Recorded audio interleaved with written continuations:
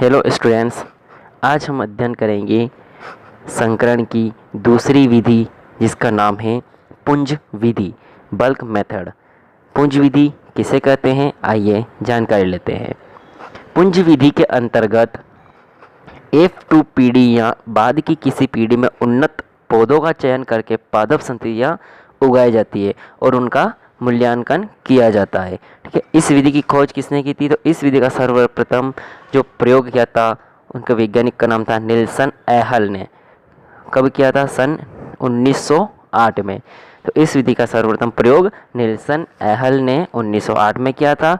और इस विधि की जो एक खासियत है वो है कि इस विधि के अंतर्गत विसंयोजी पीढ़ियां पुंज के रूप में उगाई जाती है। इससे पहले जो हमने वंशावली विधि पढ़ी थी उसके अंदर एकल पादप संततियों का चयन करके उनको उगाया जाता था, लेकिन अब इस विधि में हम सीधा क्या करेंगे, विसंयोजी जो पीढ़ियां हैं उनको पुंज एक बल्क के रूप में उसको उगाया जाता है। ठीक है,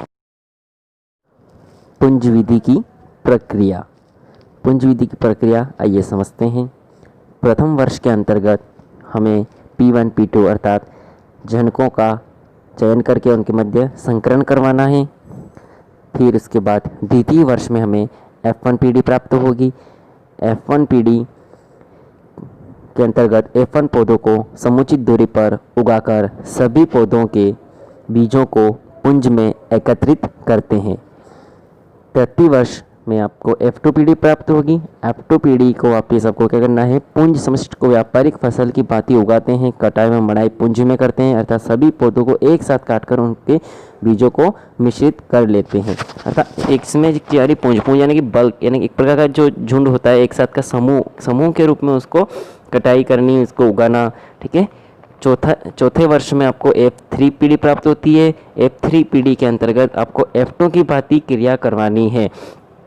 जो चौथे वर्ष में हमें F3 पीढ़ी प्राप्त होगी उसके साथ क्या करना है, हमें F3 को वापस उगाना है। कैसे उगाना है? F2 की भांति उसको उगाना है। F2 में हमने क्या किया था, पुंज समिष्ट को व्यापारिक फसल की भांति उगाते हैं, यानी कि पुंज के रूप में उसको उगाया जाता है। ठीक है, तो अब जो पाँचवें वर्ष में हमें F4 पीढ़ी प्राप्त होती है। F4 पीढ़ी को भी F2 की भांति क्रिया कराते हैं। इसमें एक चीज़ है कि पुंज विधि की एक खासियत ये भी है कि F2 पीढ़ी के बाद जो चौथे वर्ष से लेकर यानी कि F3 से लेकर F6 तक, F3, F4, F5, F6 यानी 4 पीढ़ियों को लगभग F2 की भांति क्रिया करवाई जाती है, यानी एक जैसी क्रिया इसके अंतर्गत करवाई जाती है। वो क्रिया कौन सी है कि जो F1 पौधे को समुचित दूरी पर उगाने के बाद हमें पौधों या जो बीज प्राप्त होते हैं उसको अब क्या करना है, व्यापारिक फसल की भांति उसको उगाना है। जैसे कि हम व्यापारिक फसलों का जो उगाते हैं उस रूप में उसको उगाना है। ठीक है, और उसकी कटाई भी पुंज के रूप में, बल्क के रूप में आपको करनी होती है।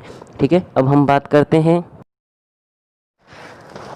अब 8वें वर्ष में F7 जो पीढ़ी प्राप्त होती है हमें, उसके अंतर्गत हमें 30 से 35 हज़ार पौधों को समुचित दूरी पर उगाना है।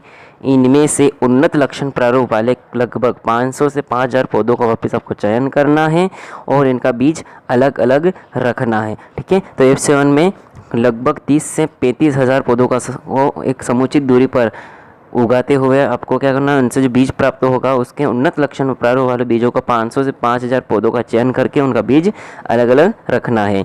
9वें वर्ष में हमें F8 पीढ़ी प्राप्त होती है, यानी कि 8वीं पीढ़ी प्राप्त होती है। उसका मैं आपको उसके जो चरण है उसमें क्या करना है, उपयुक्त बीजों की एकल पादप संततियाँ उगाती है। जैसे कि वीडियो में दिख रहा है, आपको चित्र में दिख रहा है, एक खड़ी लाइन के रूप में उसको पादप संततियों को उगाना है। ठीक है, फिर F2 के अंतर्गत उत्कृष्ट जो संततियाँ होती है, अच्छी लक्षण वाली, अच्छी किस्म वाली जो संततियाँ होती है उनका चयन करना है, उनके बीज को अलग अलग रखना है। और 10वें वर्ष में जाके हमें F9 पीढ़ी प्राप्त होती है। चयनित संततियों को प्रारंभिक उपज परीक्षण में लगाया जाता है। अब उनका हमें क्या करना है, प्रारंभिक उपज परीक्षण करना है। प्रारंभिक उपज परीक्षण करने के बाद प्रचलित उन्नत किस्म को मानक के रूप में लगाते हैं। ठीक है, 11वें वर्ष से 13वें वर्ष तक, यानी 11, 12, 13वें वर्ष तक F10 से F12 पीढ़ी हमें प्राप्त होती है। उसके अंतर्गत हमें क्या करना है, उसके अंतर्गत हमें सर्वोत्कृष्ट एक या कोई संततियों को समन्वित उपज परीक्षण में शामिल करते हैं, यानी सबसे अच्छी जो किस्म होगी, अच्छी लक्षण वाली जो संतति होगी उसको हमें समन्वित उपज परीक्षण में शामिल करना है। और फिर उसको मानक से उत्कृष्ट संतति को किस्म के रूप में विमोचित करना है। 14वें वर्ष में हमें विमोचित किए बीज का गुणन एवं वितरण किया जाता है। ठीक है, विमोचन का अर्थ होता है किसी भी चीज़ का प्रदर्शन करना, उसके बारे में लोगों तक जानकारी पहुंचाना। ठीक है, तो ये था हमारा पुंज विधि की रेखांचित द्वारा प्रदर्शन। ठीक है, नेक्स्ट हम बात करेंगे अगले वीडियो में प्रतिप संकरण विधि के बारे में, अर्थात बैक क्रॉस मेथड।